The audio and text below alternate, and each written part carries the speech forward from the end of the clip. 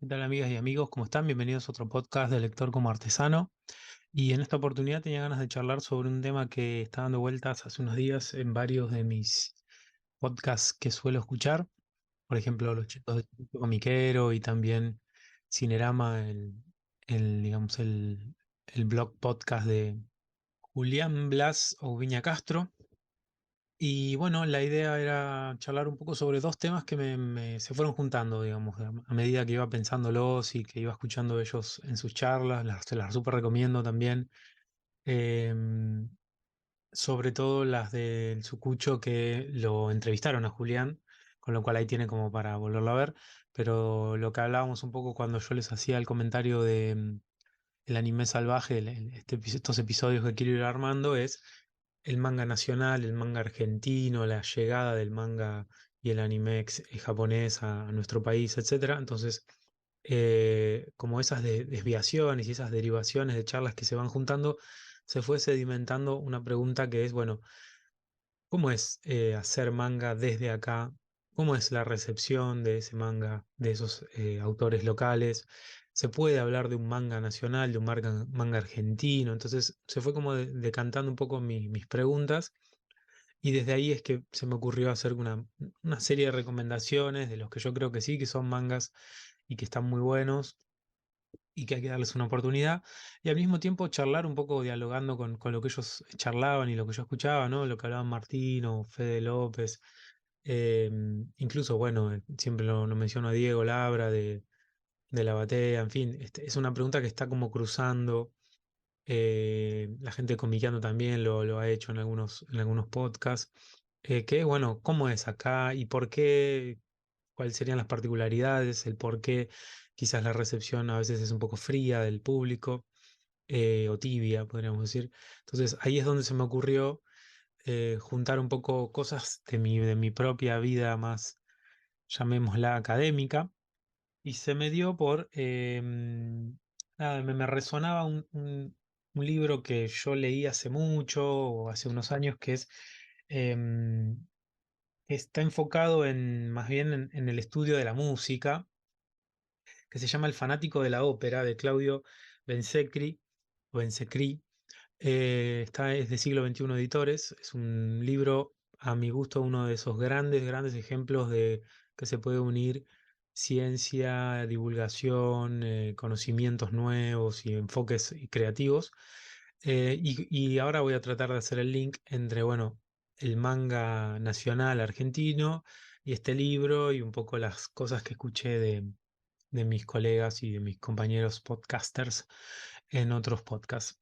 Y por otro lado, el otro género que me parece re interesante de la historieta local, que tiene otra deriva y que tiene otro crecimiento, me parece, y una recepción mucho más benévola, es el que yo llamo historietas reales o estas historietas autobiográficas o que hacen lo que se llama el slice of life, el pedazo de vida de alguien, o ficcionalizan historias de tono más adulto, más dramáticas a veces, o con reflexiones más eh, humanitarias, humanísticas, filosóficas, pero siempre enfocadas más desde una óptica de la vida cotidiana. Entonces también hay un par de recomendaciones y si da para charlar algunos tópicos o debates o cuestiones. Sí, así que esos son los dos temas para hoy. Como siempre, el mate acompañándome, yerba verde flor de Córdoba para el mundo, verde flor, publicidad gratuita que le estoy haciendo.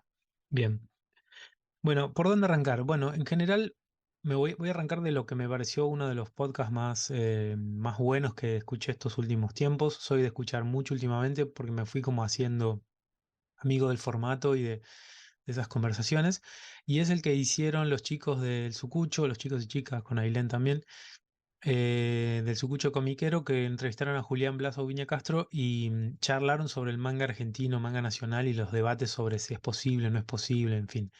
Yo tengo ya una postura tomada, con lo cual el episodio, la charla no me iba a cambiar mi forma de pensar, pero me gustó mucho el enfoque que le dio Julián cuando él mencionó como que hay la idea del manga argentino tiene como una connotación medio de raíces, y como si nosotros tuviéramos que tener una raíz más profunda a veces la idea de argentino suena muy fuerte, entonces él lo dio en llamar manga nacional, y me parece que es como el rock nacional, está ahí como una deriva ahí, como una comparación, ¿no? Entonces, yo creo que ahí hay algo parecido. No sé si meterme mucho en el debate sobre la justificación. Les recomiendo si quieren escuchar justificaciones del por qué hay que llamarlo así o por qué habría que aceptar que un formato, un estilo y un conjunto de artistas que están haciendo manga nacional. Les recomiendo ese podcast, que es muy interesante todo lo que se dijo, muy potente, ¿no? Me parece muy para esto, para volverlo a escuchar, para lograr un poco una síntesis de a veces de temas que están colgados dando vueltas, y sobre todo para algo que al menos yo les diría sin exagerar, desde hace unos 15 20 años ya tiene un formato, una edición, tiene autores, tiene una generación, dos y hasta te diría tres, de dibujantes, guionistas, escritores, personas que se quieren meter en el mundo del manga y no hacer historieta argentina y dentro de eso tener un estilo manga, sino utilizar desde el formato físico, que es, ¿no?, el famoso tanco, hasta las temáticas, los estilos narrativos, las herramientas con las cuales eh, dibujar y narrar, así que me parece que hay que respetarle, aunque sea como mínimo, que hay gente que se reconoce como mangaka y que bueno, ahí estará la cuestión. ¿Cuánto de eso es reconocido desde el afuera? Es decir, desde los que reciben ese producto, ya sean los consumidores más locales, más inmediatos o de otros países o con otras referencias, ¿no? Así que nada, yendo al punto que quería ir, es bueno, ahí ocurre algo con el manga y con la recepción que les digo que es un poco fría a veces. ¿En qué sentido? Y ninguna de las obras que yo voy a nombrar ahora tienen en una tirada de 10.000, 15.000 ejemplares o reediciones o reimpresiones, ¿sí? Mientras que Ibrea se cansa de sacar libros que tienen tiradas de miles de ejemplares. Entonces, por eso digo que es una recepción fría. Si uno dice, bueno, es el boom del manga, pero los mangakas nuestros o los historietistas nuestros que hacen estilo manga no consiguen ingresar a ese mundo, se están dando una serie de características que, bueno, habría que explicarlas por qué.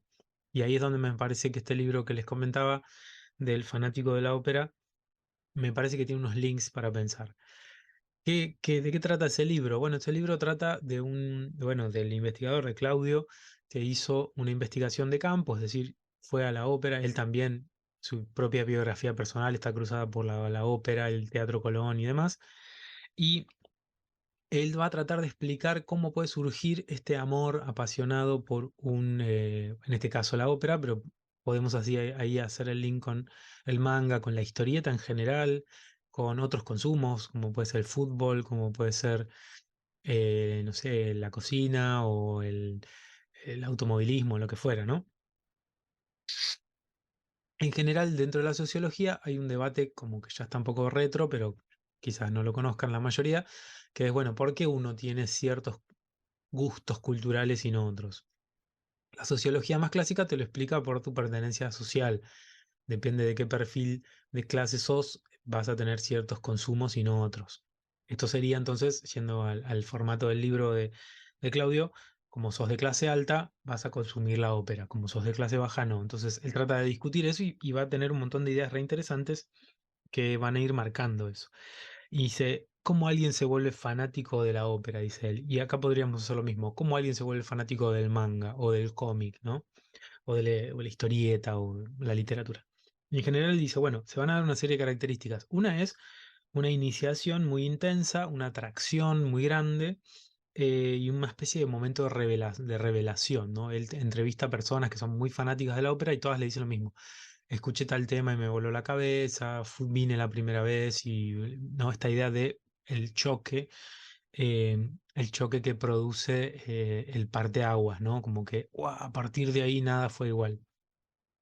En segundo lugar, algo que me parece súper interesante, que es la creación de un contrato de escucha, dice él, ¿no? Es decir, como que los oyentes de la ópera construyen una especie de contrato implícito, tácito, de reglas, de formatos, de estilos, de nombres, de personas que lo hacen mejor y que lo hacen peor.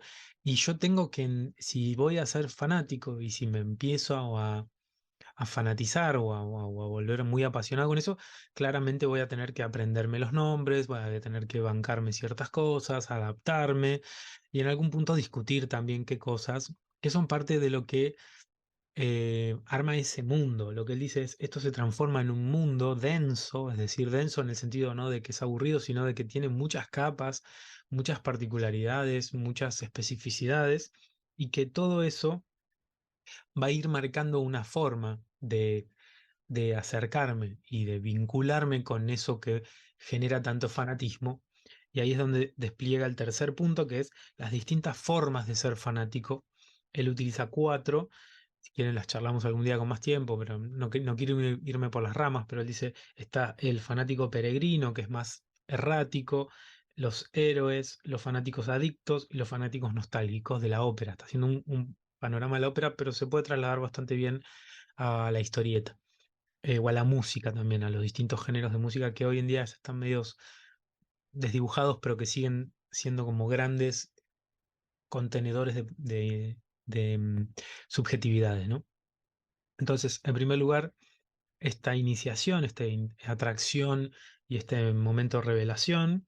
En segundo lugar, el contrato de escucha, en este caso, si hiciéramos la traslación para el manga, sería el contrato de lectura, ¿no? Que vas a tener al momento de leerlo, las formas de ser fanático y finalmente todo un régimen de estatus entre el fanático versus el snob, el crítico versus el inexperto o el novato, la edad de oro de un periodo versus la decadencia y él establece todas estas dicotomías que, que se generan dentro del mundo de los fanáticos y que marcan posicionamientos, es decir, van a generar gente que va a tener más poder simbólico, por decirlo así, capital simbólico, como es un concepto de otro sociólogo que se llama Bourdieu, es muy clásico, que es que yo me transformo en una autoridad ahí adentro y la gente que entra al sistema este, a este mundo de apasionados, me reconoce como uno de los grandes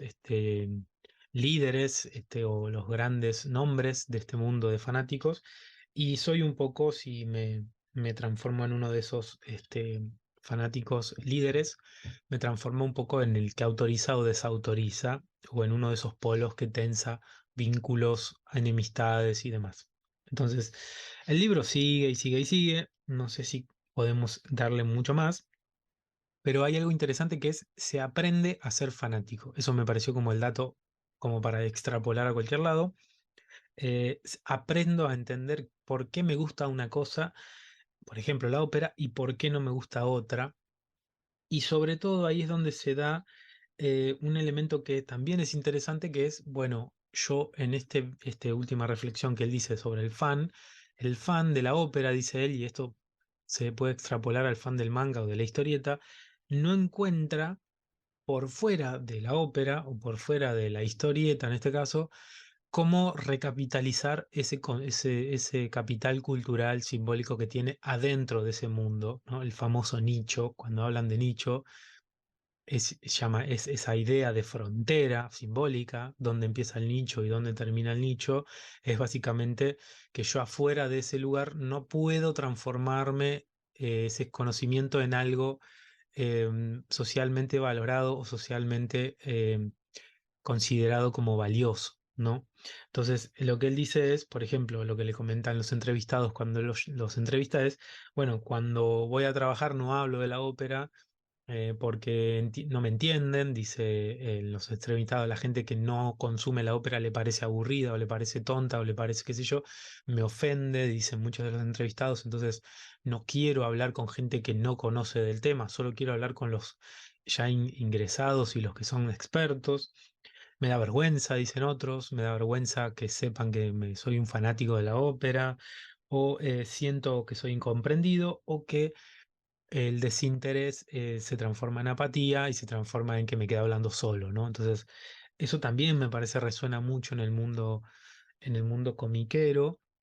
Incluso hoy yo les diría con toda esta traslación, y no quiero abrir puertas tras puerta, pero incluso a través de la llegada del mundo, llamémoslo de Comic Con o el mundo de estos consumos basados en la masividad de las películas, la masividad de cierta iconografía, remeras, tazas, qué sé yo, decoración de cuadros, tablas para la parrilla y qué sé yo, de distintos elementos del mundo nerd o del mundo geek o del mundo, no sé cómo llamarlo, pero el mundo del consumo de películas, Señor de los Anillos, algo de manga, algo de anime, historieta, Batman, Superman, Marvel.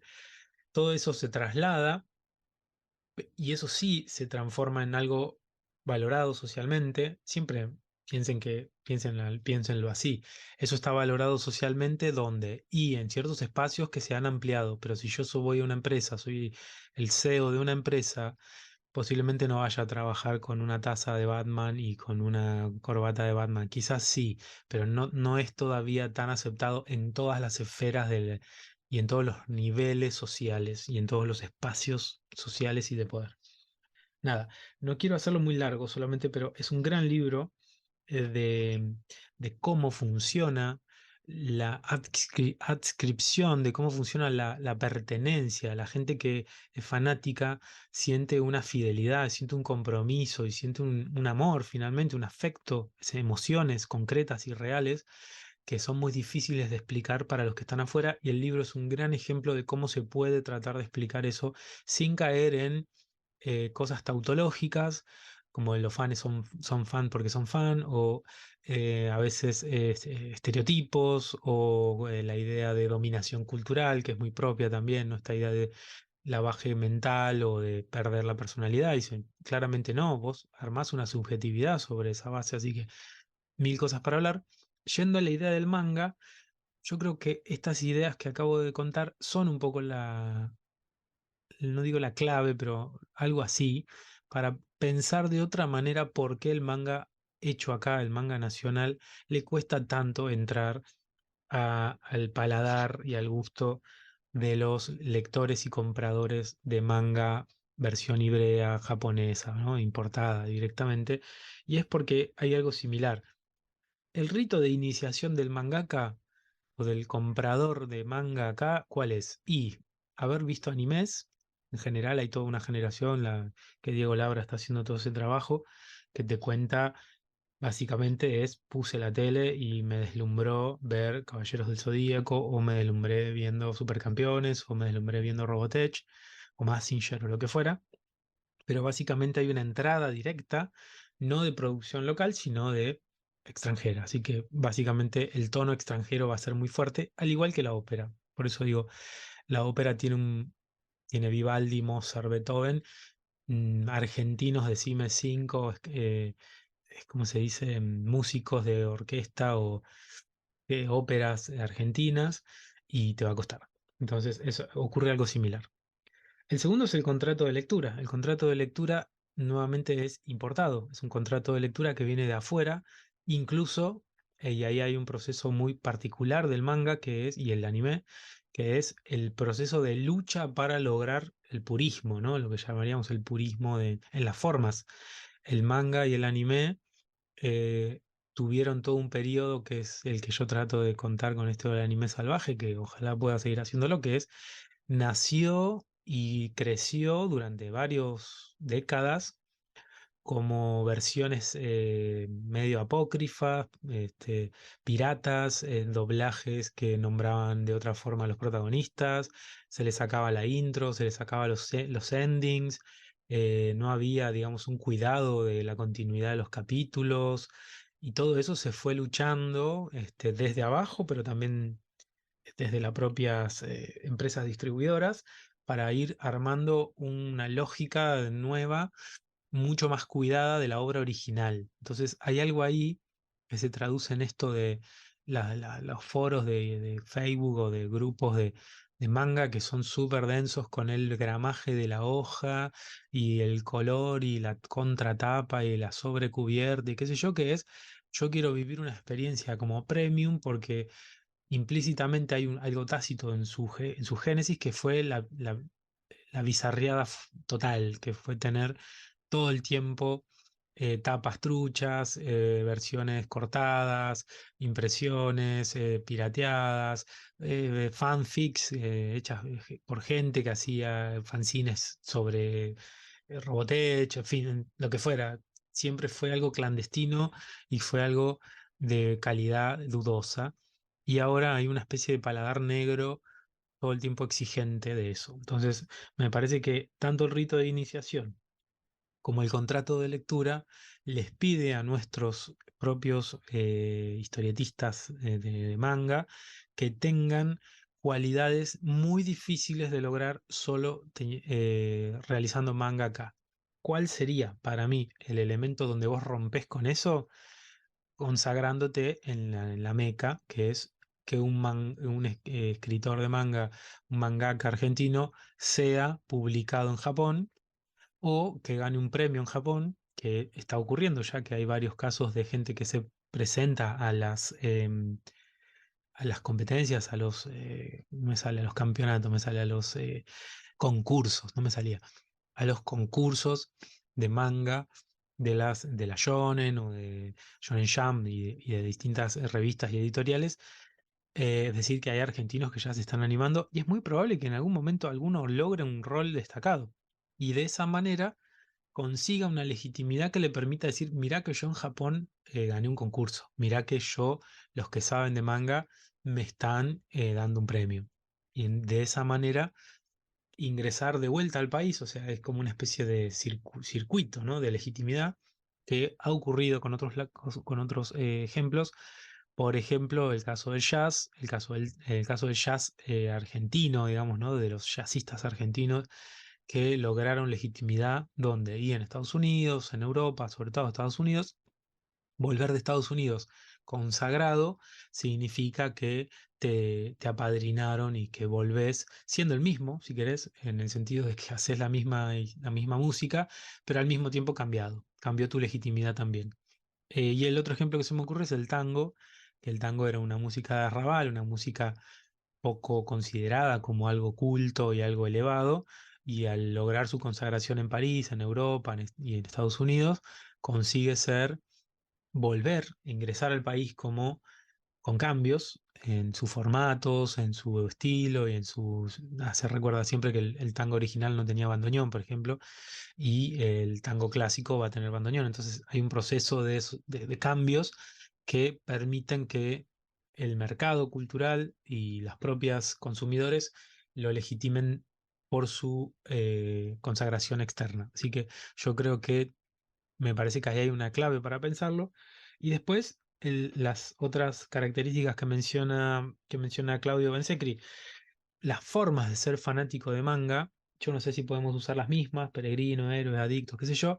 Hay un fandom que es muy característico, yo diría que es muy, por momentos muy tóxico, muy, muy de dedo arriba, ¿no? Como señalando, pidiendo, muy demandante, medio bardero, medio, ¿no? Boca suelta, que le cuesta como a veces entender que hay detrás de todo esto una industria, que hay un circuito, que hay una forma de producir, posiblemente no le interese y el lector de manga sea mucho más, en ese sentido, más anárquico y mucho más ególatra de sí mismo que quiere que le traigas lo que quiere leer y fin. Entonces, en ese sentido, esa crítica medio salvaje, medio despiadada, no tiene en cuenta limitantes locales, crecimientos, transformaciones, problemas y estructurales de divulgación o de difusión o de distribución, de producción también, cuánto le cuesta hoy a un flaco o una piba que hace manga acá crearlo y por qué sería distinto a traer un container con mangas de afuera. Hay un montón de temas, pero yo creo que las formas de ser fanático lo podemos charlar en otro momento. No tengo tantas herramientas. En esa charla de Julián y de la gente del Sucucho se habla bastante sobre estos temas y Diego Labra también habla mucho cuando hace toda esta revisión de las salidas, ¿no? De Ranma o de la salida Evangelion o de, bueno, lo que fuera, ¿no? Que va saliendo y lo va sacando Ibrea. Y también hay una cuestión con estos estatus, ¿no? La edad de oro versus la decadencia. Me parece que eso es muy propio de cualquiera de estos mundos barra nichos. Y bueno, me parece que nosotros hoy estamos en la edad de oro del manga en Argentina. Entonces, lo que es decadente era el inicio y lo que es decadente para muchos es la producción local. O sea, hay algo que no se consigue como equiparar, no digo que sea así, sino que digo, me da la sensación que hay gente que está pensando con estas categorías y no puede abrirle la puerta ni siquiera a una producción local que no tenga el gramaje de hojas que tienen las ediciones de Ibrea o que no tenga la cantidad de tomos o la cantidad este, de páginas por tomo que se le pide, que deben tener los mangas. Así que por ahí me parece que van los puntos para sacar esto. Em, y bueno, eso, me parece que el manga se ha logrado como consolidar como una especie de tierra fértil de producciones, pero con unos condicionamientos externos y sobre todo orientales, podríamos decir, ¿no? El Oriente como una especie de consumo en sí mismo. Esto lo ha dicho Diego también, Diego Labra, cuando lo ha entrevistado Julián para Cinerama, él dijo, hay gente que quiere consumir manga japonés porque viene de Japón, como le gusta a la gente, hay gente que le gusta tener un Buda que le adorne la casa en vez de tener a, no sé, un gato. Esta idea de orientalismo que es seductor, es exótico, parece más interesante y más profundo, funciona, tiene siempre su gancho en Occidente. Así que me parece que esa es otra variable del fandom japonés hardcore, quiere consumo japoneses. O sea, por eso les digo que es tan importante como clave lograr que el propio mundo japonés valide, así como nosotros validamos el tango en Japón y no decimos, no, esto es basura, sino que decimos, se le dan premios, incluso hay cantantes, bailarinas y bailarines de tango argentinos que van allá, podría ocurrir algo parecido, extrapolándolo y yendo, ¿no?, un poco al extremo, con el manga argentino, ¿no? La cuestión es cuán lejos, cuán cerca estamos de hacerlo.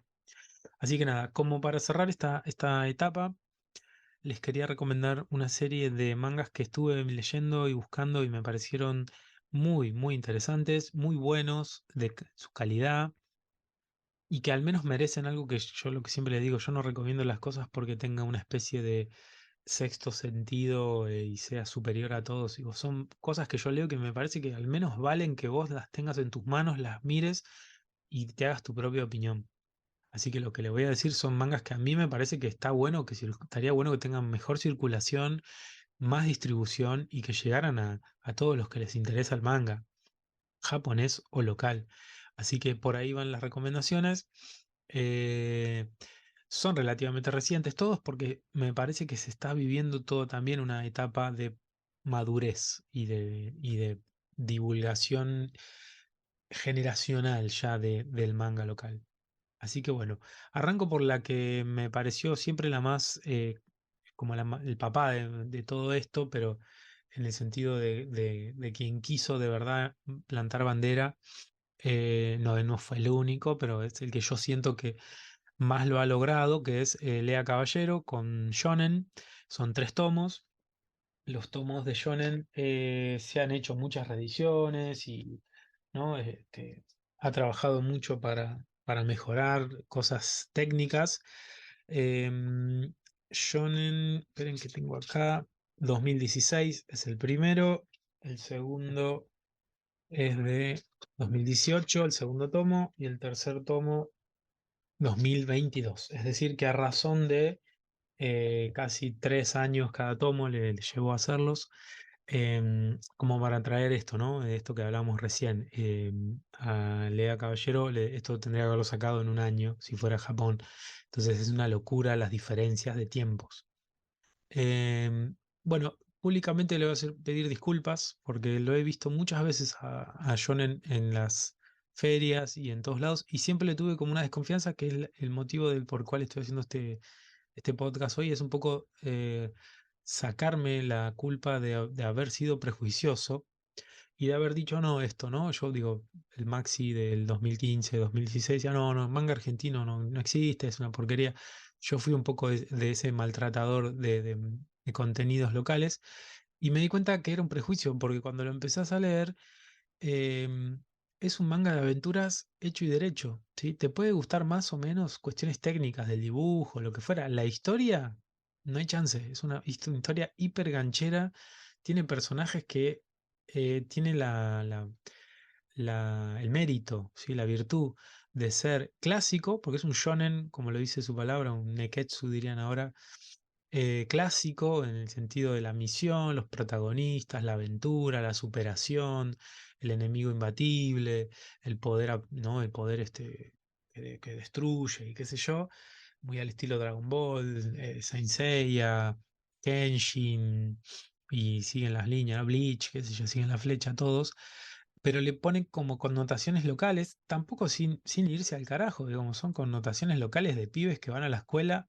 que están acá, toman un colectivo que puede ser un colectivo como el nuestro y viven una vida argentinizada, pero sin exagerarlo. Digo, hay algo ahí que es interesante, sin poner modismos exagerados ni mates a los personajes que estén tomando mate, digo, ¿no? Sin irse a esos lugares y consigue una alquimia ahí que es, a mí me cierra, ¿qué quieren que le diga? ¿No?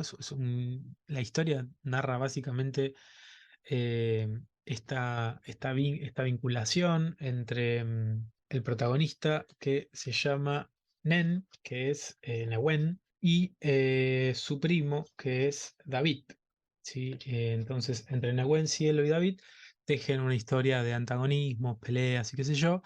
La base sería de que existe una especie de rivalidad entre escuelas, que es un club de peleas que bueno, forma parte del circuito donde empiezan a aparecer los personajes, pero todo empieza a complicarse con la llegada de David, que es un personaje como así de estos rompetodos que hay que controlar y la misión es como tratar de ver cómo frenarlo, ¿no? Una especie de Akira, eh, donde el poder se excede tanto que puede llegar a ser absolutamente destructivo. Así que nada, son 3 tomos de unas 96 páginas o 100 páginas por tomo. Es decir, que es una producción interesante, no digo, no es algo que lo lees de una sentada en 10 minutos. Así que nada, me parece como que hay que dar una oportunidad. El personaje de Nehuen está buenísimo, es un personaje más al estilo el de Slam Dunk, Hanamichi. Eh, Me gusta, nada, véanlo, léanlo, mírenlo. Son esas cosas que yo digo, con más guita esto hubiera sido una cosa que hubiera explotado mucho más. Tiene todo el problema siempre local, que es, bueno, la falta de recursos. Así que son todas las comentarios que voy a hacer van en esta línea. Si tuvieran más recursos, la rompen toda. Así que primera recomendación, Shonen de Lea Caballero por la editorial Purple Books. Sigo con Sinestesia, otro hallazgo muy lindo, muy polenta, muy potente. Su autora es Teora B y esto es por Editorial Módena. Teora Bravo es la creadora y es un universo ahí ya más de fantasía o digamos, mucho más mágico, donde hay una idea de que hay universos paralelos que existen, que pueden convivir y que hay traspasamientos entre universos. Es decir, que hay personas que pueden desarrollar, que tienen habilidades especiales para em, captar cosas que pasan en otro universo, en otra realidad. Y esos son los sinestésicos, personas que tienen una capacidad para ver un plano dimensional por sobre otros. Y hay algunos que son los sentidos, de la sinestesia viene de ahí, ¿no? La sinestesia es una figura retórica en general, que es cuando vos decís un amarillo fuerte o un color dulce, ¿no? El color no tiene sabor, pero vos le pones esa traslación de lo dulce para darle connotaciones que se puedan entender. Y si no me acuerdo mal, sinestesia también es cuando vos tenés problemas con los sentidos. Que no. Y acá dice que es una condición neurológica en la que la persona posee conexiones neuronales adicionales o de distinto tipo que le permiten escuchar colores, ver sonidos o saborear aromas. Sí, que es como esa traslación de sentido. Yo saboreo un aroma. Y de ahí viene la figura retórica también. Entonces, bueno, ahí es donde yo quería marcar la novedad, el uso, ya eso está repotente. Y lo que hacen ellos es una especie de... ocurre que algunas personas se pasan de realidad y hay que devolverlas a su realidad, a la realidad de que forman parte, y esa manera es que hay que hacer una especie de carrera para transformarse en cazador de estas personas que atraviesan los planos. Entonces, con ese premisa se da una obra súper interesante con personajes de vuelta argentinizados, por decirlo así, pero que no necesariamente son clichés ni son más bien clichés, si querés, de manga, ¿no? De personajes bien de manga, bien de shonen, eh, con sus cualidades, ¿no? El maestro, los distintos tipos de maestros, los aprendices. Nuestro protagonista es Ana, que tiene 16 años y es un aprendiz, entonces empezás ese camino y bla, bla, bla. Así que tiene un dibujo de puta madre, perdón que lo diga así. Son estas cosas que si yo le pongo a esto kanjis y te digo que es de Japón, yo creo que más de uno pisa el palito y dice, ah, mirá, qué bueno, ¿eh? ¿Y esto quién lo edita? ¿Viste? Cuando alguien pisa el palito porque está entrando solo por ¿no? El producto y la certeza de que viene de otro lado. Así que Sinestesia de Teora Bravo y Editorial Módena, súper recomendable, creo que son cuatro, ya va por el cuarto. Más o menos la periodicidad es uno por año, más o menos. Así que yo si les gustó, consúmanlo con tiempo, pero consúmanlo porque es muy bueno y de verdad es muy interesante. Siguiente recomendación también de Módena es Bonden Scars de Noelia Sequeida y Pablo Rey.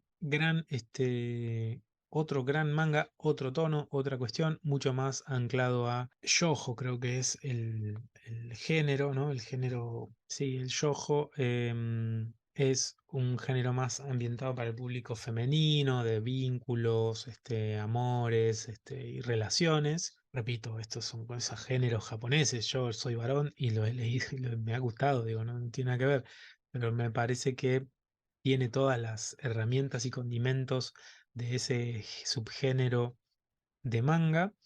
Y también en este sentido es una banda de música y todo lo que circula, digamos, entre los integrantes, entre la cantante que se llama Janet, Armand, Sheila y Demian.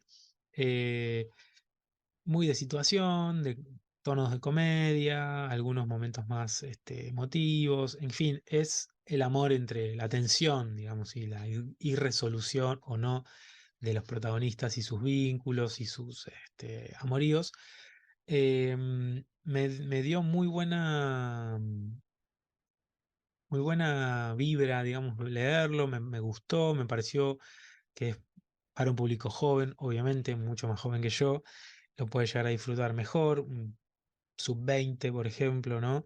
Me parece que puede funcionar, no se va al carajo con ninguna escena ni nada, tiene como todo el tiempo muy claro que puede contar sin caer en lo peor del género, aunque sí hay algún que otro desnudo y hay algún que otra cuestión así como más erótica, medio innecesaria, pero no se va de tema y sabe cómo utilizar los recursos de Pablo, que es un gran dibujante y este es otro nivel, otro dibujante que tiene un nivel altísimo. De este leí solo el primero, así que habría que ver cómo sigue, pero también consulten en Editorial Módena para mirarlo, para leerlo. Me parece súper recomendable y esto tendría que tener su anime. Esto podría, es Sinestesia, Shonen y Bonden Scar. Si tuviéramos plata y presupuesto en Argentina, bueno, capaz hay algún millonario que tiene ganas de hacer todo esto, que es armar un estudio de animación para que Bonden Scar o Sinestesia o Shonen tengan sus animes, ¿no? Y sea la otra pata de la divulgación. En general es una cadena de doble entrada, ¿no? Bueno, siguiente recomendación, Fáunica de Marcia Juárez, también de Purple Books. Eh, no recuerdo el año, pero anda por ahí, 2018. Es decir, que son todos más o menos de esa época, tienen ya varios años. Este es uno de los que más me gustó. Este es integral, no está serializado. Em, me gustó, es uno de los que más me gustó la temática, es decir, el argumento principal es, es un mundo, digamos, de un mundo alternativo, de ficción, en donde en un futuro la inteligencia artificial se hace simbionte con las plantas y aparecen las primeras plantas con inteligencias artificiales cyborg. Entonces son como unos híbridos robóticos y consiguen desarrollar una inteligencia superior, básicamente como que controlan el mundo y entonces imponen a la población todo un sistema mimetizado o mezclado entre plantas y tecnología, pero el dato como el dato más disruptivo es que la población no puede comer más vegetales ni nada vinculado con el mundo vegetal, ni plantas, ni verduras, ni frutas. Entonces se tienen que alimentar todo el tiempo de carne. Y me pareció genial, qué sé yo, es como la distopía total en un mundo que está creciendo todo el tiempo el veganismo, el cuidado de la alimentación y el abandono de prácticas muy tradicionales del consumo de carne. Llevarme a este punto me pareció genial.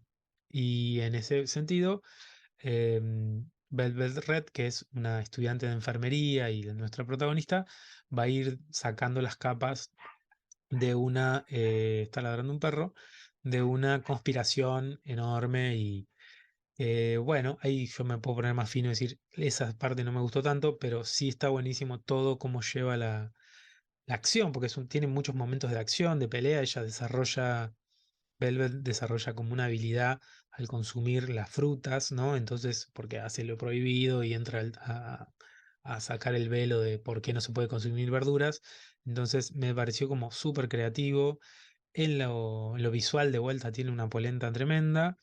Creo que a diferencia de Sinestesia o de Bond Scars, acá sí tengo que hacer una crítica, es la tapa. Yo pondría una tapa mucho más polenta, que internamente tiene unas imágenes que son del carajo y quizás no es no es tan justo ese, en la tapa no se evidencia esa riqueza. Pero bueno, de Purple Books, Fáunica, ¿sí? De Marcia Juárez. Y el último es Knock Knock Monk de Jonathan Krenovich y Alessio Rossino de Cápsula Ediciones. Este es del 2021, es decir, de hace muy poquito. Y este también, visualmente, todos los que acabo de nombrar tienen una calidad que podés ponerte más o menos exquisito, pero yo de vuelta a lo mismo, si a esto le pongo Ibrea y te digo que lo hizo Tatsuniho o Mihoni, y vos decís, wow, qué interesante. Si yo te digo que lo hizo fulano de tal, decís, ay, no, no me gusta, esto de acá siempre es igual. Entonces, este tiene el color, esa color, un color impresionante, tiene unos dibujos impresionantes de Rossino y una trama interesante, quizás peca de breve, no sé, ahí quizás siempre el temor de la serialización, pero bueno, trata básicamente sobre el vínculo entre, esto también ocurre en una tierra ficticia, muy al estilo Avatar, por decirlo así, Avatar, la de Ang, la del el Avatar, el dibujito. em, y hay una especie de empresa que se encarga de hacer envíos que se llama Mónaco. La empresa Mónaco se encarga de llevar cosas a lugares peligrosos y hay unos bichos que son como una especie de bisontes que uno de ellos va a ser Monk, que se encargan de hacer eso. Ese Monk está muy viejo y nadie lo quiere, pero le dan esta última misión y empieza a hacer un vínculo con su jinete nuevo, que es una chica experimentada que se llama Peque, y entre medio de las aventuras que tienen que correr van haciendo un vínculo. Eso está muy bueno. Yo lo único que le retrucaría es que tiene un final como medio portazo, ¿no? Medio que se cierra y yo me quedé como, bueno, saldrá el 2 qué sé yo. Creo que no, creo que termina así.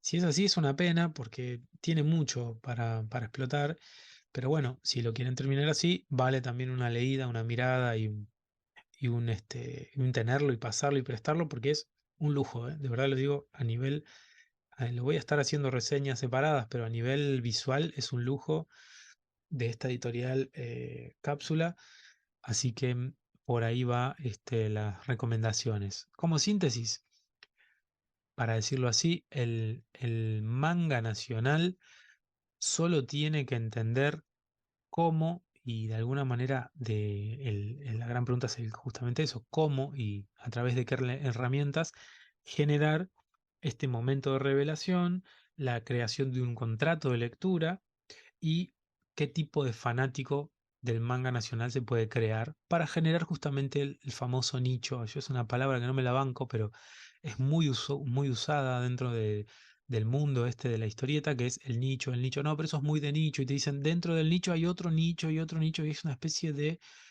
abismo interno donde no salimos de un nicho para entrar a otro. Entonces, si todo es un nicho, nada es un nicho, así que me parece que la palabra nicho lo único que quiere decir es que hay fronteras simbólicas que se quieren cerrar, entonces el manga se le dice que es un nicho porque tiene fanatismos muy marcados. Habría que hacer un manga nacional con su propio nicho.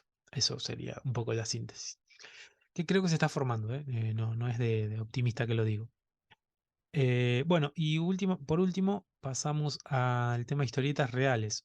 Esto viene a cuenta de algo que que no les acabo no lo dije, pero lo digo ahora, que es, hace muy poquito, el viernes pasado, Nacha Bollenbader presentó Volver, que es su nuevo libro, novela gráfica, historieta, llámelo como quiera, en el cual continúa la línea de Notas al Pie, que es una historieta hermosa que sacó hace unos años, y fue un lindo momento para ir a escucharla a ella, la presentación, la gente, son momentos lindos para estar. Así que grabé una parte de esa presentación y la vamos a dejar después de estas recomendaciones. Y acá hay una gran comparación, si quieren, con el manga nacional, que es toda esta línea de la historieta nacional volcada a las historietas reales, tiene una legitimidad y tiene una capacidad de lograr esa revelación, ese momento de descubrimiento, de hallazgo, que está mucho más maduro que el manga. Por citarles las recomendaciones que ya las he hecho y que están dando vueltas en la tapa del podcast Poncho Fue de Soleotero es un gran ejemplo de eso. También lo es El Reino de este Mundo de Rodrigo Terranova de Maten al Mensajero o El Sendero Prometido de Delius por Loco Rabia. Son historias eh, no son necesariamente autobiográficas, sino más bien basadas en experiencias y basadas en posiblemente eventos reales que pueden ser potencialmente reales, vínculos, relaciones, rupturas, amistades, el propio envejecimiento, ¿no? Y el propio paso de la vida y esa sensación de tratar de reflexionar sobre eso. En los tres casos que les acabo de nombrar, tienen ese camino similar, ¿sí? Son contadas por un narrador, con una persona que lo vive. En el caso de Delius es casi una hoja de ruta, ¿no? Un diario de ruta, donde ella va contando sus experiencias en Argentina, en Brasil, cómo conoce gente, el ir descubriendo cosas nuevas, ¿no? En todas esas cuestiones. Em, y en Volver y Notas al Pie hay algo muy similar en la parte que pude llegar a grabar. Hay un momento muy lúcido de la presentadora que le dice, mirá, vos lo que haces, y creo que es lo que todas estas historietas reales, cuando están bien hechas, lo hacen, es no solo contarme una experiencia cotidiana, que es fui a comprar a la esquina, me hablé con el almacenero, sino mostrarme todo lo que hay de la propia cultura de tu país, de las propias contradicciones del momento histórico que estás viviendo. En el caso de Nacha, ella en Notas al Pie y en Volver es una migrante que se mueve en un mundo donde las migraciones hoy son un problema político zarpado. Piensen hoy que estamos hoy, 3 de julio, están los diarios y los portales de noticias mostrando todas las tensiones que hay en Europa por las migraciones y las crisis de migración que hay desde el año 2015. Entonces, vaya si tiene fundamento hablar de esto, pero lo hacen no desde un panfleto, no desde una reflexión sociológica o política, sino desde la experiencia anclada en la calle, anclada en las personas que viven, que sienten, que tienen dudas, que tienen miedo, que tienen alegrías, incluso dentro de las crisis, ¿no? Así que hay mucho para hablar de esto. Es uno de los géneros donde la historieta, comillas, se vuelve más seria y donde incluso ha llegado a ganar premios y ha llegado a ganar una visibilidad en el mundo. ¿Sí? Estoy pensando en Marjane Satrapi con Persepolis o Guy Delisle con Notas al pie de Gaza o no me acuerdo si Notas al pie de Gaza es de Saco. Bueno, todas estas crónicas se transforman, no, Jerusalén, creo que es el de Jerusalén, es el de Delisle. Em, Así que nada, hay como eso tiene una legitimidad, tiene su propio camino hecho.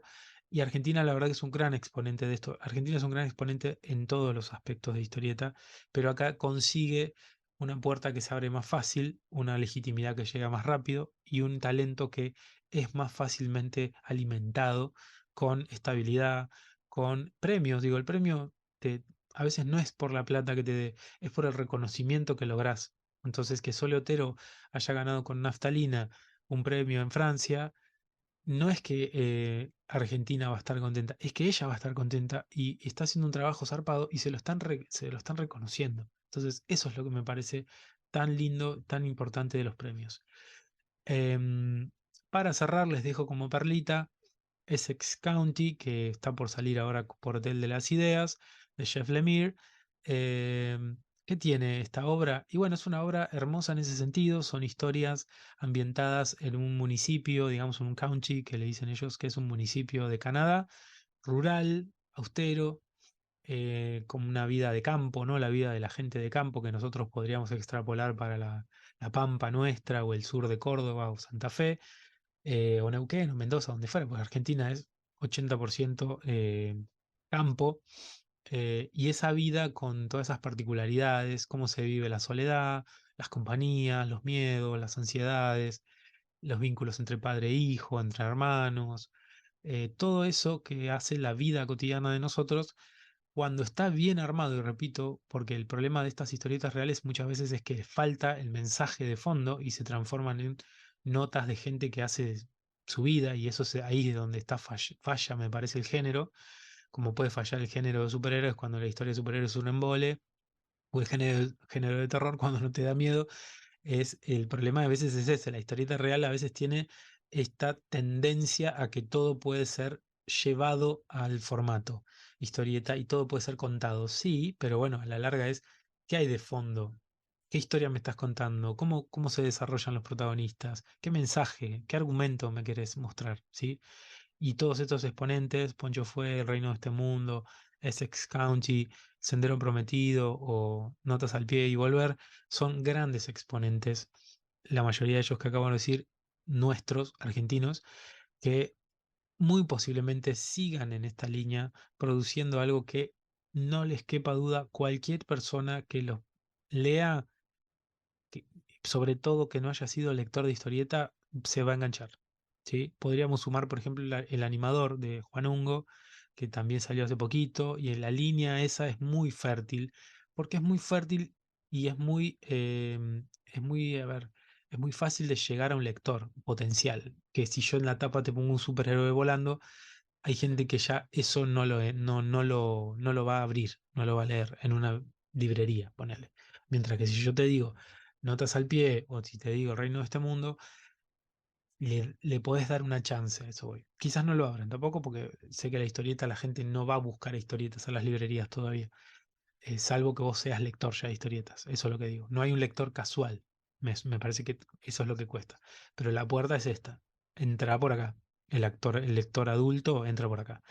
Volviendo, y ya con esto cierro, el tema del manga es, bueno, el manga tiene un público más joven, de 12 en adelante, pues de 40 años y leer manga también, pero en general los grandes compradores suelen ser a partir de los 15, 16, 18, 20, 20 y pico. Entonces, ¿qué está ocurriendo ahí? La famosa duda o pregunta sobre por qué los lectores de manga no se van a los lectores de las historietas reales. ¿Por qué no? ¿Por qué no? Yo creo que estamos hablando de cosas re distintas. Es probable que en algún punto se junten. Puede ser que sí, puede ser que no. Lo que sería interesante que los dos crezcan. A eso voy. No sé si hace falta esas traslaciones. Eso me convencí de escuchar tanto debate. Así que bueno, nuevamente se hizo más largo de lo que pensaba. Espero que lo hayan disfrutado. Los leo en comentarios si tienen ganas de compartir algo. Y les dejo a continuación el pedacito del fragmento de Nachan Wollenbider presentando su libro Volver, que lo hizo el viernes 30 de junio pasado. Nos vemos, que lo disfruten. Cuando hablaba de perspectivas, hablaba también un poco desde, bueno, eso, desde dónde miramos, qué tiene que ver con nuestra historia, y bueno, lo que también hago en Volver es tratar de como deshilachar, no, desilvanar eso. Desilvanar desde la cuestión migrante esta cuestión europea, la mirada europea hacia el mundo. ¿Y qué piensan los europeos de esos objetos? Es difícil ahí porque si bien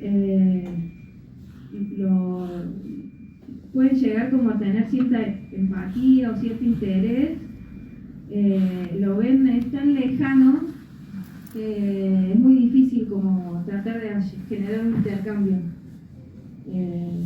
Siempre es más, si las temáticas no transcurren en Europa o tiene que ver algo con su cultura o algo así, qué sé yo, es muy difícil que lo lean, son muy particulares. Pero bueno, igual trataba de mantener esa conexión, si no creo que publicar. Bueno, también estamos en un momento de reivindicación de todas estas identidades y un poco están haciendo el esfuerzo, ¿no? Sí, están haciendo el esfuerzo. Sí, por eso está bueno como hablar de eso. La verdad que no tuve mucho espacio para tratar sobre esos temas cuando presenté el libro en Alemania,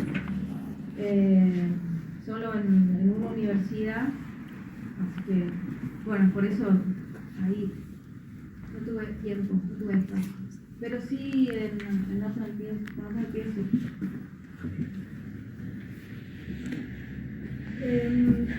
Algo que también hablábamos en estos días era de que mucha gente nos pregunta que por qué pintamos o dibujamos en blanco y negro las historietas, ¿no? Y la respuesta a la que llegamos las dos al mismo tiempo es que pues es mucho más barato editar libros en blanco y negro que a color, y más fácil que se vendan porque sale más barato, ¿no? Pero también, aparte de eso, algo que dijiste que me llamó mucho la atención es que hay algo de la escritura que es como una síntesis, y en el dibujo también logras eso, como si tu dibujo fuera escritura, como si lograras sintetizar con los mismos materiales con los que se escribe, dibujas, con la misma tinta que escribes, dibujas y logras sintetizar una imagen. Podemos saber que es Río Cuarto, podemos saber que es Hamburgo, podemos saber que es Belén en Brasil. ¿Cómo se llega a esa síntesis? Porque eso creo que es lo más difícil de llegar, porque parece un dibujo como llegar a esa simpleza, entre comillas simpleza, porque es bastante complejo tu trabajo, pero llegar al punto. Por eso cuando decías en la entrevista antes que siempre sabías lo que querías hacer, yo sí creo que siempre sabías lo que querías hacer, porque tu interés se nota, es contar una historia. Sí. Bueno, cuéntanos cómo se llega a poder contar algo que va del presente a pasado y que logras transmitir en una síntesis, no sé, ¿de cuántas páginas? 200. Qué pregunta difícil. Sí, pero es larguísimo. No pasa nada. Ahora vamos por partes. El blanco y negro medio que fue también un proceso, porque antes de sintetizar bastante estuve explorando con un montón de otras técnicas y sobre todo cuando estaba en Alemania, un poco medio como copiándola de profe, y después, bueno, hacíamos mucho un ejercicio de salir a dibujar, o salir a dibujar afuera, y ahí, bueno, como todo cambia muy rápido, al salir, después de probar con un montón de cosas, volví a la tinta y empecé a dibujar de nuevo con tinta, y haciendo un poco de referencia a la madre que no me dejó usar la goma,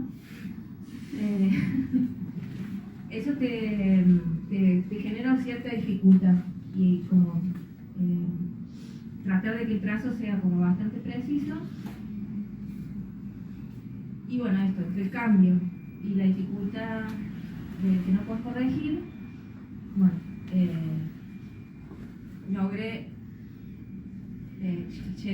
generar cierta como velocidad para dibujar y lo incorporé también como una forma de registro de viajes. También me acompaño mucho con fotografías, que claro, como al estar de viaje uno va sacando fotos y después a la hora de que empecé a hacer trabajar con historieta fotográfica me di cuenta que tenía un registro enorme de situaciones, de momentos, de paisajes, que a la vez yo me los iba acordando dónde los saqué. Entonces me refrescaba un poco a la hora de escribir. Y con respecto a la otra pregunta, ¿cómo sintetizas todo eso? Bueno, no sé cómo explicarlo, pero es un trabajo que yo vengo haciendo hace un montón. Ya como... porque tengo una tía y una hermana que son historiadoras. También me enseñaron un poco de filosofía. Tengo una tía que es profe de literatura. Entonces como que hay un bagaje atrás, por ahí familiar, que tienen esa mirada. Mi abuela. Y lo que yo hice fue quizás sintetizar eso que yo traía de mi casa. Ese es mi secreto. No hay nada mágico. Es que la sensación es esa, ¿no? Que hay un dibujo que se siente que es de mirado del natural, que estás ahí observando lo que está sucediendo en el presente y al mismo tiempo lo estás viviendo y al mismo tiempo nos lo estás contando. Y me pregunto, porque yo también pienso que a mí me parece que es más divertido trabajar sin guión, pero los historietistas aquí no van a tener, pues no se debe decir, pero, o sea, es mucho más difícil. O sea, llegar a la síntesis ahí es mucho más difícil porque uno está viviendo, ¿no? Mientras estás trabajando. Pero se siente a un principio el nudo y desenlace en la obra. Es que sí, además, digamos, por ejemplo, Notas al pie del 2017, y yo ahí, por ejemplo, ya al final de ese libro, ya podía advertir un poco, por ejemplo, el avance de la ultraderecha en Europa. Y eso lo hice en el 2016. Y ahora está tremendo, Modena. Y en Volver también, como que lo profundizo un poco más. Pero bueno, eso, a medida que vas viviendo, también esta mirada que se quiere política o analítica, sí, está completamente conectada. Entonces, lo de la crisis de refugiados en 2015, ahora hay de vuelta otra crisis de refugiados en Ucrania, entonces como que no pierde actualidad, porque siempre hay algo que tiene un guiño a justo lo que me estaba pasando, o lo que yo estaba viviendo. Sí, me gusta esa capacidad que tienes de volver eso que parece mucho más amplio, que es como lo que pasa en el mundo, lo macro, en algo muy micro que es tu vida y en el día a día, como que estás contando algo de los refugiados en Ucrania y puedes estar en Río Cuarto mientras estás contando eso y te enfocas, cuentas una imagen que tal vez no tiene nada que ver con Ucrania, pero tiene todo que ver con Ucrania. Y que además, el mundo es hoy tan chiquito que, por ejemplo, ¿cómo fue? Estaba en Río Cuarto y me contó alguien que había una ucraniana en Río Cuarto viviendo. Entonces fueron al periódico a hacer una nota y bueno, y pensaban que iba a estar en contra de la guerra, que todo más, que no, re a favor de la guerra, que sí, que pro-rusa, que no sé qué, entonces tuvieron que suspender la nota. Y estar en Río Cuarto, o sea, si quiere, a lo mejor podés contar una historia de eso, digamos. Entonces como que todo el tiempo estamos atravesando y nuestra historia también. Sí, volviendo a esa pregunta que no tiene respuesta y que no quiero que me la respondas porque es, ¿Cuál era? que es la síntesis, La síntesis. que lo que haces es cortar, ¿no? Hacer una acotación de ese momento, de ese tiempo, para contar, digamos, si estás contando la separación, tal vez, no quiero spoiler mucho el libro, porque Sí, me separé y me volví. Eso es básicamente. eso es lo que no quería contar, pero bueno. Quieres contar esa historia de la separación, pero al mismo tiempo nos estás contando un montón de otras historias y sentimos que estamos leyendo una cosa que tiene que ver más o menos con un diario, con algo que estás haciendo todos los días. ¿En qué momento decides, bueno, esto sería el comienzo y este sería el fin? Porque la vida está en plena transformación y continuando todo el tiempo, ¿no? ¿Cuándo es la decisión de acá se acabaría? Porque esto continúa igual. ¿Se entiende mi pregunta? Sí, es que en realidad es difícil que termine, pero sí, yo para volver elegí trabajar sobre la vuelta después no con el pie, por eso, porque me parecía que podía ser interesante mostrar otra perspectiva. Esa fue la idea como principal. Y después, sí, también es un viaje en la memoria. Y cómo decidí recortar ese periodo. Y porque cada episodio tiene como algo que para mí era importante. Por ejemplo, en Brasil era clave porque ahí se desata toda la tragedia. Después, cuando vuelvo a Hamburgo, ahí, claro, al separarme, se desmitifica toda la grandiosidad que tenía el Estado alemán. Y en realidad me di cuenta que no, que era un embolio vivir ahí. Todo el tiempo que estaban controlando, que el mote ese que sos extranjera, no europea. Era un montón. O sea, me sentí como encasillada o como encerrada. Y bueno, eso sí es una historia que también como representa a otra gente que pasó por lo mismo, está por pasar por lo mismo. Siempre les digo, no se casen. No, porque me voy a casar con una chica de decía, no te metas ahí. Después no sabes cómo salir. Pensé que ibas a decir, no te vayas. No, porque no. tal vez sería migrar, tiene un poco lo mismo que casarse. O sea, Sí, tiene toda esa idea de, no, me voy a vivir a Europa y uno piensa, ¿no? Como, voy a ser rica. Hay un pensamiento mágico ahí. Como hay una romantización de irse a vivir a Europa y cuando uno va y es inmigrante, pues se da cuenta. Sí, realmente. Y lo mismo de allá para acá, la romantización de Latinoamérica, también la tienen. Sí. ¿Qué extrañas de allá, por ejemplo? ¿De Alemania? Sí. Bueno, cada vez extraño menos, podría decir. Mientras más va cambiando la cuestión hacia, no sé, cada vez me da más miedo ir a Europa. No sé por qué.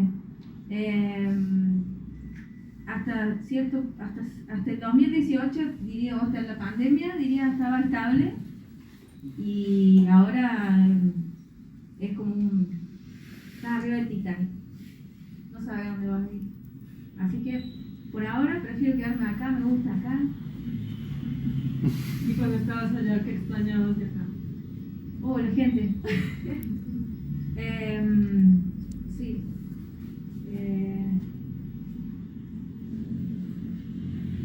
Sí, todo extrañaba. Depende del momento, porque cuando llegas así, por ahí estás embalada con, sí, esto.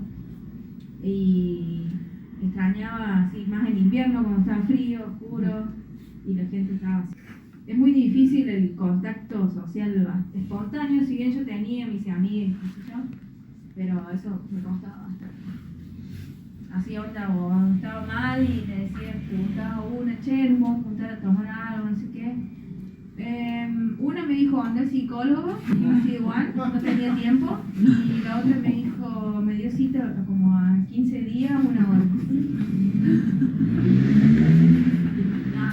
No, dije, no, me tengo que ir de acá.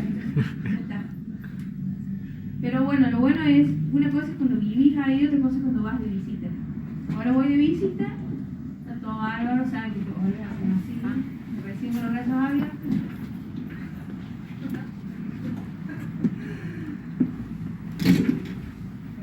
Bueno, quería abrir también a las personas que están acá, si quieren hacer alguna pregunta, Nacha. Darles sobre los libros o el libro, sobre volver. Me gusta mucho haberlos leído juntos. Gracias ahí. Perdona mi español, porque yo soy alemana y me cuesta un poco también hablar. Ya hablaste un poco de cómo estabas allá, cómo estás acá, con la gente, con tus amigas y todo. ¿Te sentiste como que tuviste un modo alemana, un modo argentina, que te cambia también a vos, a dónde estás?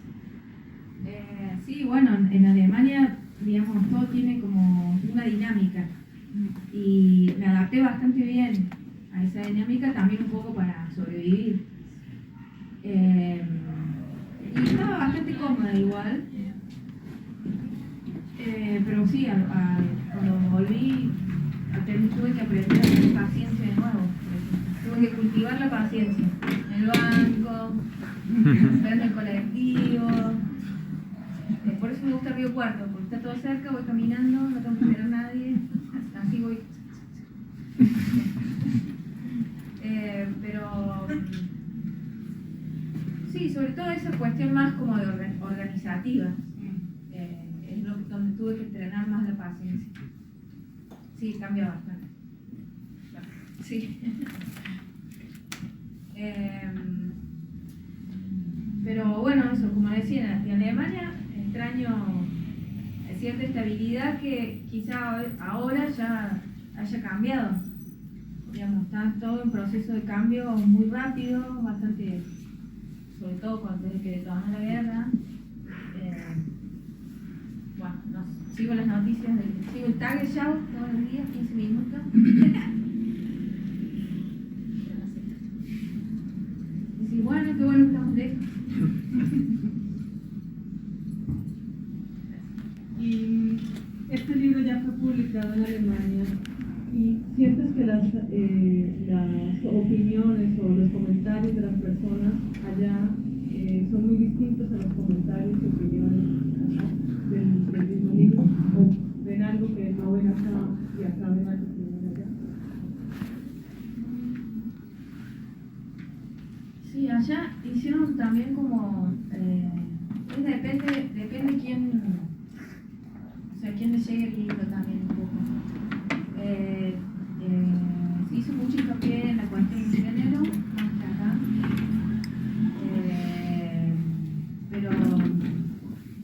Pero las miradas son similares y eso como que me sorprende bastante al momento de recibir. Sí, son bastante similares y también toda la cuestión neocolonial y tal que aparece en el libro también me interesa analizarlo, pero depende de dónde caiga. Algunos hacen poco más una cosa, otros no. Pero sí, lo interesante que tiene es que es como que atraviesa como ciertos límites o pasa ciertos límites porque el público en Alemania es completamente distinto al de acá y se puede como contemplar ciertas maneras en la misma mirada. También me pregunto porque la crítica allá es mucho más dura, ¿no? Como que las preguntas, todo el tiempo siento que te están corchando, que te están diciendo, bueno, más o menos vendeme el libro, hace que yo lo vaya a comprar. No tuve la oportunidad de... No, digo, por las preguntas que te pueden hacer allá con respecto a ciertas cosas. Sí, pero eso como fue... Con Notas Pie tuve todavía un año para promocionar el libro allá. Y con este fue distinto porque además no tuve como un espacio así para presentarlo. Entonces no, tampoco he recibido muchas preguntas más que por ahí de los periodistas y tal, que son más o menos todas parecidas. Les interesaba todo el tema del pasado de mi familia, del lado de mi papá. Sí, temas que los tocan a ellos también. Una pregunta. Sí. ¿Cómo considerás vos, si te estás expresando en alemán, si el libro dice lo que vos querés decir en alemán, en la cultura alemana? ¿No? Porque una cosa es el idioma, otra cosa es traducirlo y otra cosa es ver si podés decir lo que querés decir. No sé si se entiende la pregunta. Sí. La cultura es totalmente diversa. Sí. Yo estudio alemán y bueno, me doy cuenta que para redactar en alemán. Y bueno, ahí tuve ayudita de los amigos. Notas al pie como envolver, los empecé a escribir en alemán, iba mezclando entre alemán, español, y después lo mostraba como a amigues que habían vivido en Argentina, y bueno, más o menos me decían esto sí, esto no, esto se entiendo, sí. Digo eso. Digo esto, eso fue lindo el trabajo así, en conjunto, digamos, porque tiene esa cuestión de intercambio. Es más fácil escribir en español, pero bueno, también hay una cuestión ahí medio como de supervivencia, si se quiere. Yo la verdad cuando volví a Argentina en 2018 no sabía qué iba a hacer después. Y bueno, y así que me puse a escribir sobre la vuelta. Pero sí, al haber vivido en Alemania también tenés ya una... como puedes saber qué puede llegar a como abarcar. Sí, una emoción. ¿Cuántos años viviste en Alemania? 6. Y además sí o sí quería aprender el idioma. En un año entré a la universidad. Un año solo, ¿verdad? Sí, estaba en A2 y para entrar a la universidad necesitas un C1 que... ¿Empezaste con la 2? Sí. Ah. Sí, pero es verdad como nada. ¿Habías estudiado alemán? Estudié un poquito, pero no. Es dificilísimo. ¿Alguien más? Una pregunta. Además de esas cosas medio premonitorias que decís sobre el mundo de Europa y eso, ¿te vas a escribir cosas que después te pasen, además de escribir cosas que te pasaron? No, eso ya sería ciencia ficción. Pero puede ser, qué sé yo. Me pasa que no puedo spoilear el libro, pero digamos el cierre puede aventurar cierta perspectiva. Sí. ¿María la pregunta? Aprovechen, María. Todo claro. Sí, sobre todo más esta cuestión de que cómo trato de mostrar ese vínculo de una forma como completamente natural. Entonces como que rescataban eso, como que no tenía algo como no sé cómo se dice, ábside, sino como a propósito, sino contando eso, mi vida, y justo era que era así. Sí, no era provocador, sino Claro, una carga adicional. Sí, eso. Sin bajar línea. Claro, sin bajar de sí. ¿Alguna pregunta? Hablen ahora o callen para siempre. Bien.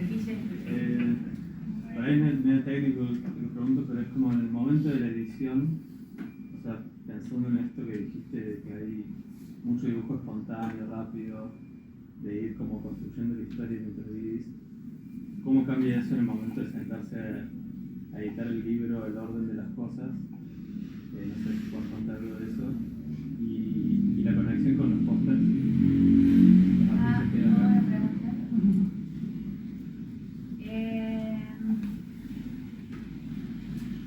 La conexión con los pósters quizás sea más bien con la cuestión técnica también, en blanco y negro, pero tiene capaz que los pósters tengan más que ver como continuación de la ley de Murphy, porque los hice estando encerrada en mi casa en la pandemia. La ley de Murphy lo hice en 2 semanas, estuve 15 días encerrada en la pieza,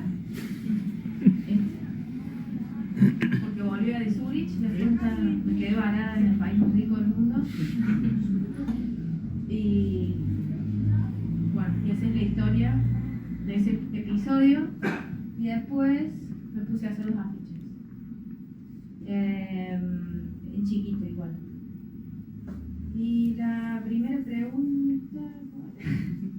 No, Repite la pregunta. ¿Cómo trabajaste en la edición del libro en cuanto a el orden de las cosas, si dibujaste cosas, si había historias que sucedieron en un momento y que después tuviste como que plasmarlo, nada? Ah, No sé, sí, digamos, sí, de de una. Por ahí me ponía como muy explicativa, como me cuelgo con estos puertazos históricos, por ahí me voy, por ahí. Y siempre, por suerte, como mostrándolo antes, me bajaba un poco más de línea, como, bueno, te está yendo muy por las ramas. Pero no, el orden se lo das como, se lo voy dando más hacia el final, al orden. Sí, a ver, déjame pensar. No había estructura previa, o había una idea, pero después se terminó. Hay mucha esta cuestión circular. Sí, empieza con una idea, pero por eso tiene mucho ahí que ver esto. Las abuelas, mi abuela tenía una forma de contar así. Yo después me di cuenta con los años. En realidad estaba copiando el modo de narrar abuelesco, el tonisco. Sí, que empieza por una idea y se va por todas las ramas ahí por ahí. Entonces había que decirle, abuela, y ahí volvía. Entonces la cuestión medio circular aparecen los dos. Tiene que ver un poco con eso. ¿Sí? Ramas. Pero tiene que ver también con esto, cómo actúa la memoria, más lineal. Entonces tampoco tenía como mucho sentido contar una historia que en realidad es como te decía, no pasa nada, no me pasa nada grave si se quiere, pero sí está atravesado por un montón de otras cosas que vuelven, lo ponen en perspectiva. Y son como todas las capas de tu propia identidad que abarcan a ti y abarcan a todas. Eso es lo que trataba de decir al principio, que te sientas mucho en tu trabajo, que estás hablando de ti, pero no estás hablando de ti, estás hablando de un momento histórico, Claro. presente. Sí. Lo logras. Como una cebolla, sí, soy como la capa de una cebolla. Y si te pones a la zona, tiene su mundo, digamos, y cómo se va conectando. Pero eso, como te digo, un trabajo que pude llegar a como a entender después lo que estaba haciendo. Al principio no. ¿Y más o menos cuánto tiempo te demoraste en escribir, dibujar, volver? Empecé en agosto, septiembre de 2018. Terminé en enero del 2021. Así todo. Porque bueno, pasa que también está todo el tema de que por una cuestión de supervivencia yo preparé el proyecto y lo mandé a un concurso. Lo preparé un poco pensando en publicar allá y bueno, y se volvió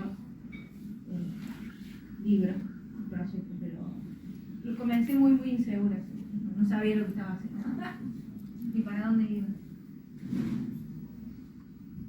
Bueno, no pareciera, ¿no? Parece que ese trabajo sí sabe para dónde va. Muchas gracias por compartir con nosotros tu vida y tu visión y tus observaciones del mundo que de verdad nos llevan a todos. Y gracias a todas las personas que vinieron a escuchar a Nacha. Gracias por venir.